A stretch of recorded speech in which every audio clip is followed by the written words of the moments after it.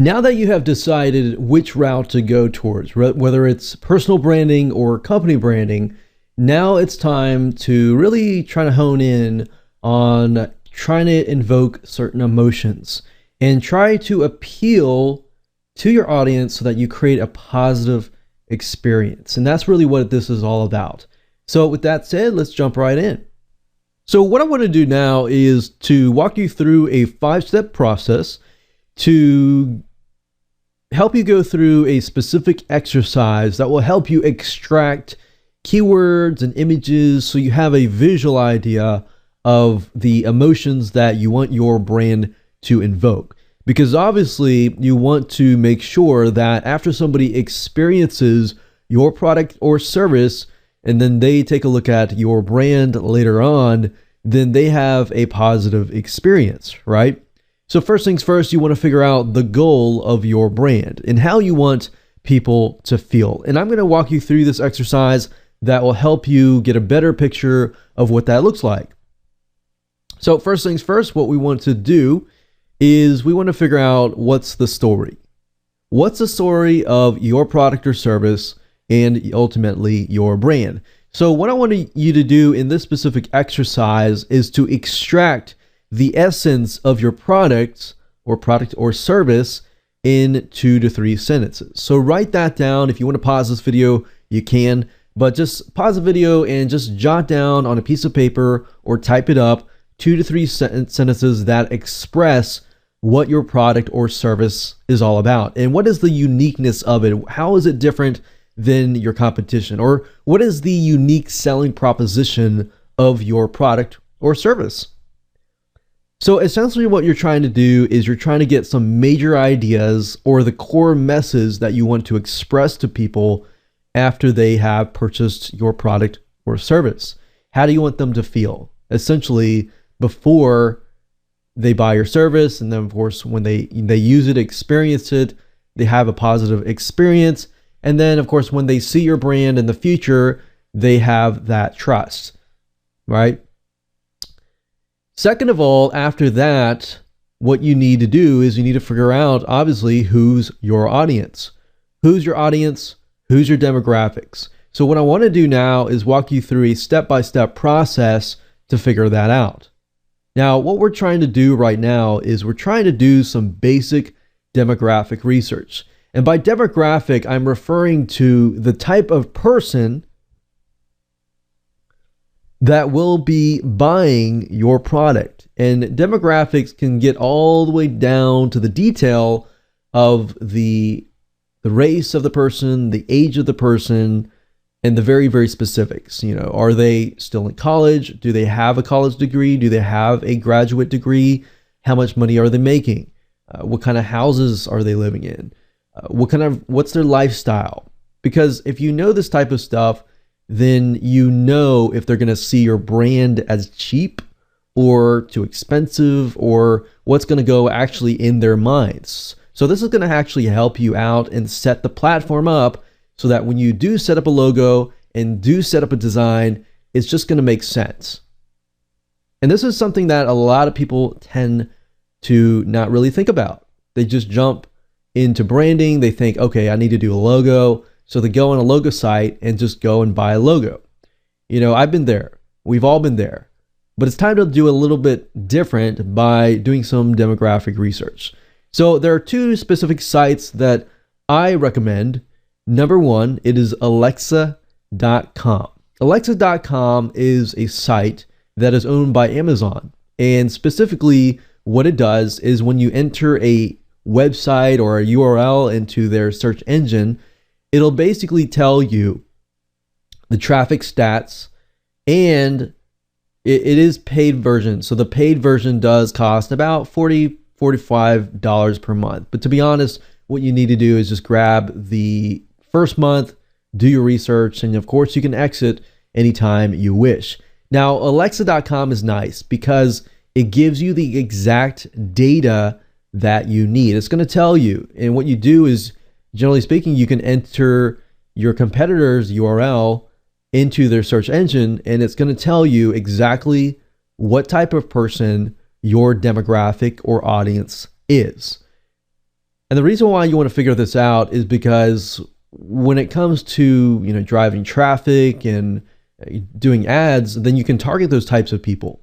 Because if you try to target everybody, guess what? Everybody is not going to buy your product.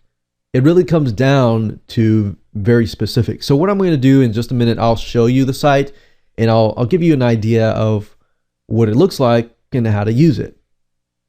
So obviously Alexa.com is a paid subscription, but to be honest, in my testing and everything like that, I found that there is a site called Quantcast.com and it is free, but it doesn't really give you the data that you need.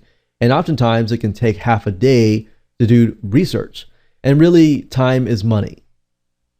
Another little tool that I use is Facebook Insights. Facebook Insights is free. It's provided by Facebook, and this shows you the different side of your demographic audience. It gives you a side of them to show you their lifestyle. And if you think about it, Facebook is collecting all this data from people and basically collecting it, and you're able to see, their lifestyle. Are they married? Are they not? Are they single? Or do they have houses? And other things like that. Their lifestyle, their page likes, their likes, what kind of jobs they have, and things like that. So very, very powerful stuff, and I'll show you it in just a minute.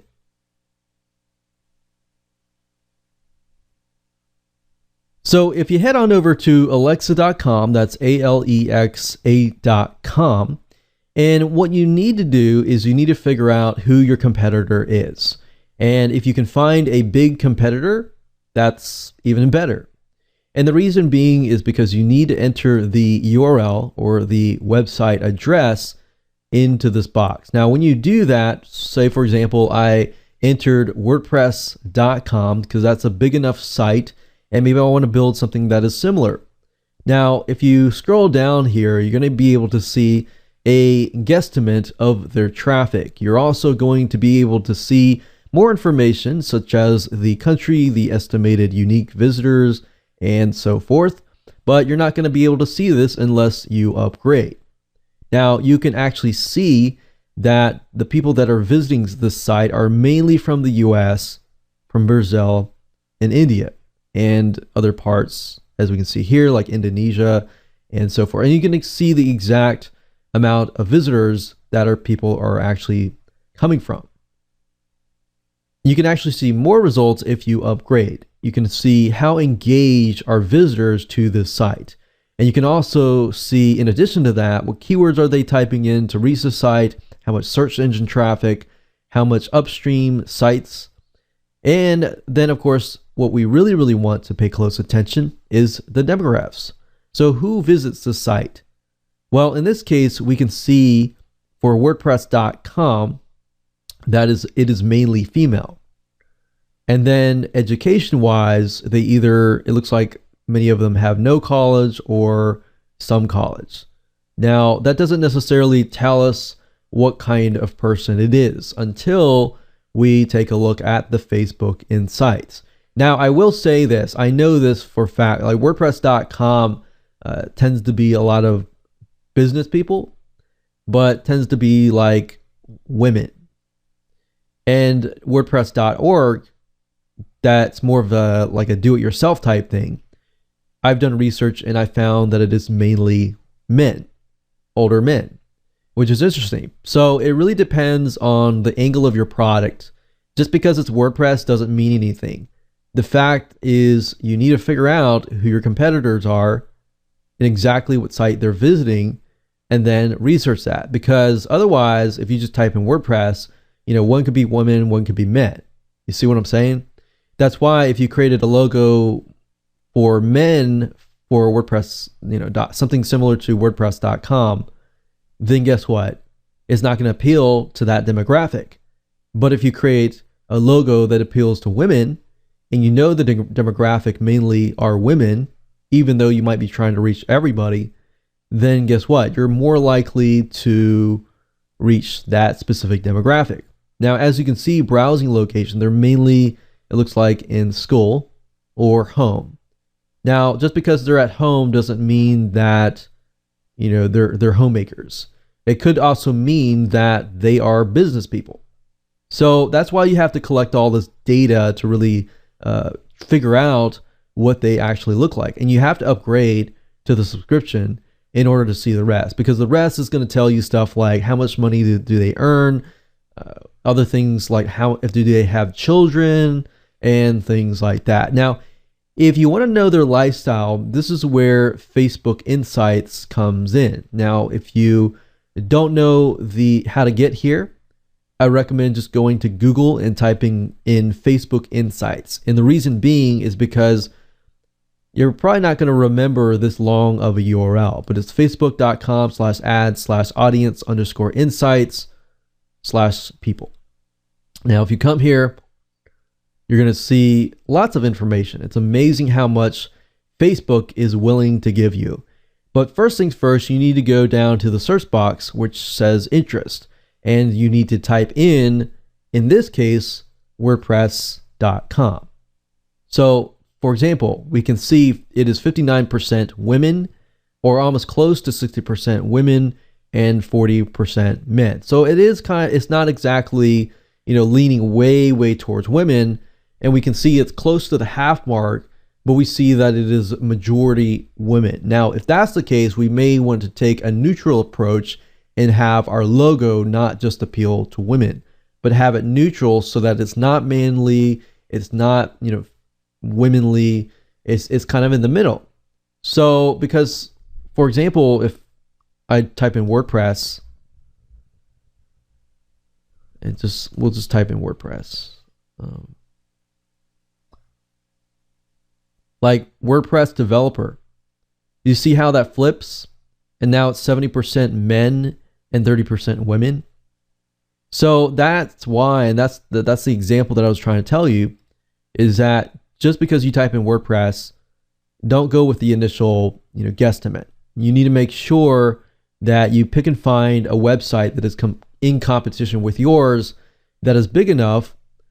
And in addition to that, make sure that that specific website really matches your brand. Otherwise, you're not going to get the right data. All right, so let me go back and type in WordPress.com so we get the right data here.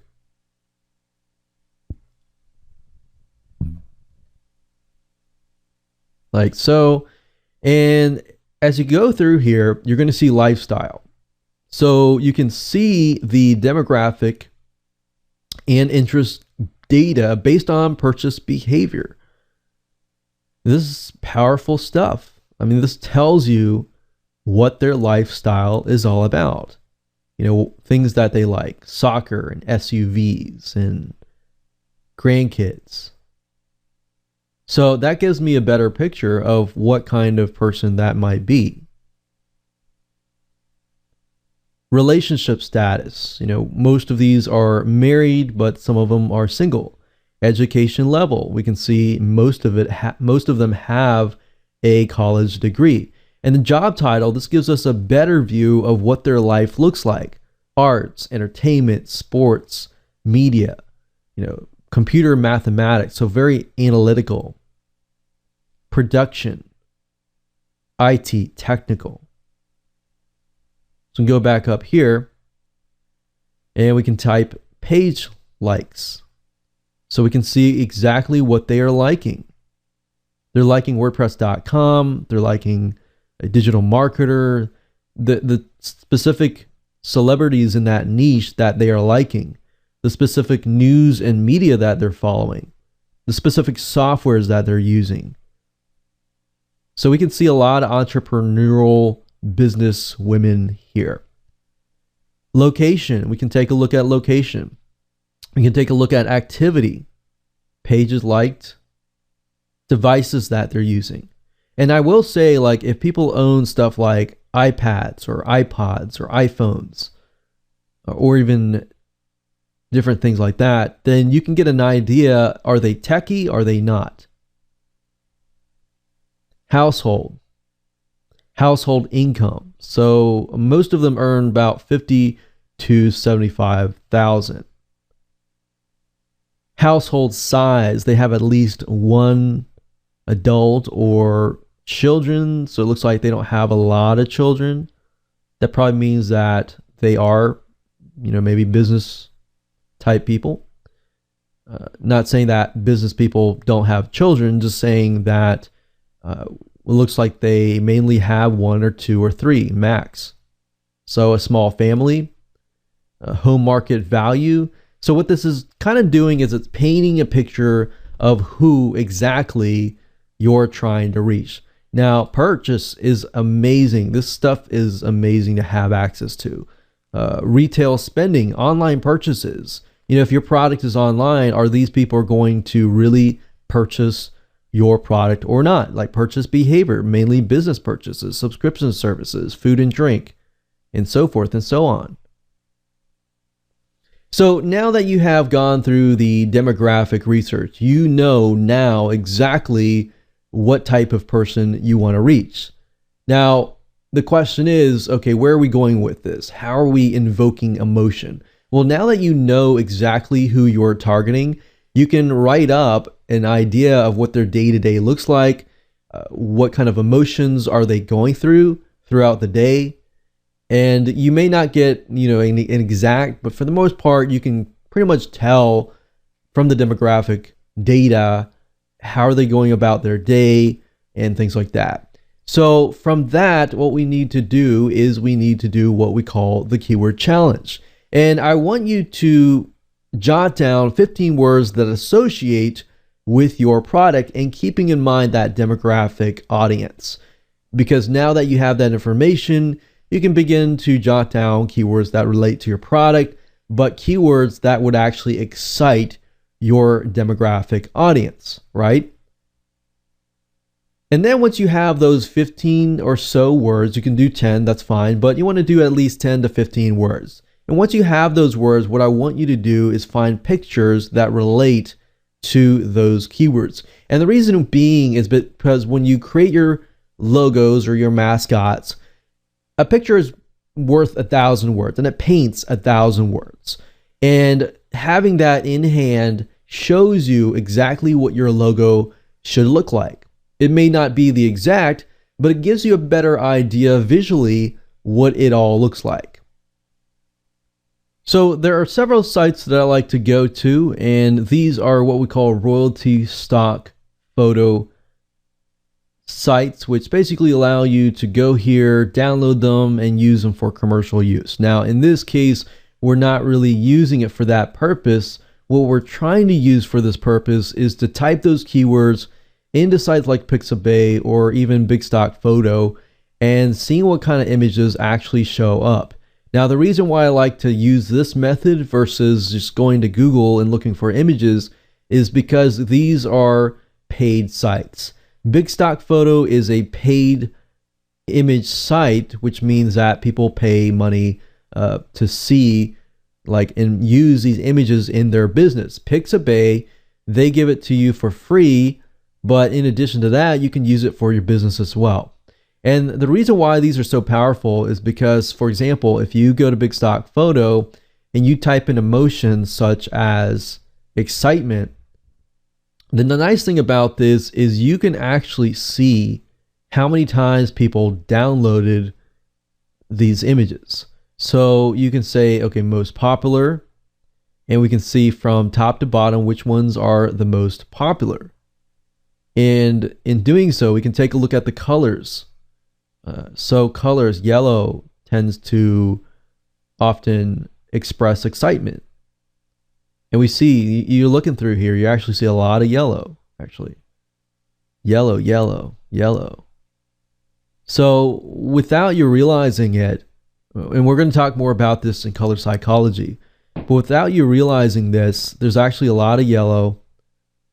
There's a lot of specific colors that psychologically impact the feeling as somebody is actually looking through your logos.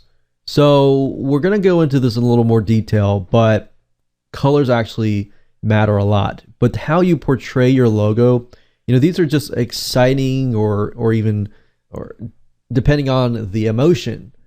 And this allows you to see and feel the emotions. So having these open, you can go through them and see, okay, how many emotions am I actually getting? Am I getting more of a positive experience, or am I getting more of a negative or a reality check kind of feeling? So it doesn't matter, but what you're trying to do is this allows you to see what your audience sees. See what I'm saying here? So you're not really using these in your logo. You're just getting kind of inspiration and getting a feel for what kind of emotions are going on. And last but not least, I want you to get some inspiration. And by doing this, all you need to do is go to Amazon.com or Pinterest.com. And the reason why you want to do this is because these sites have books on it. For example, Amazon.com, if you go to it, you can take a look at the books, and you can take a look at the images that they use, the words they use to portray their book. And words are crucial. So you can get some inspiration from that. You can go to Pinterest also, and Pinterest is really, really good as far as showing you images that relate maybe to your brand or your competitor's brand. So you have an idea of the different images that are showing up for the different keywords that will apply to your logo. Now, all of this will make more sense when I actually show it to you, and at the end of the day, show you, different keywords and different images that we have gathered, and that will really help you get the mascot and get the logo that you're going to need. All right. So with that said, let's move on to the next video.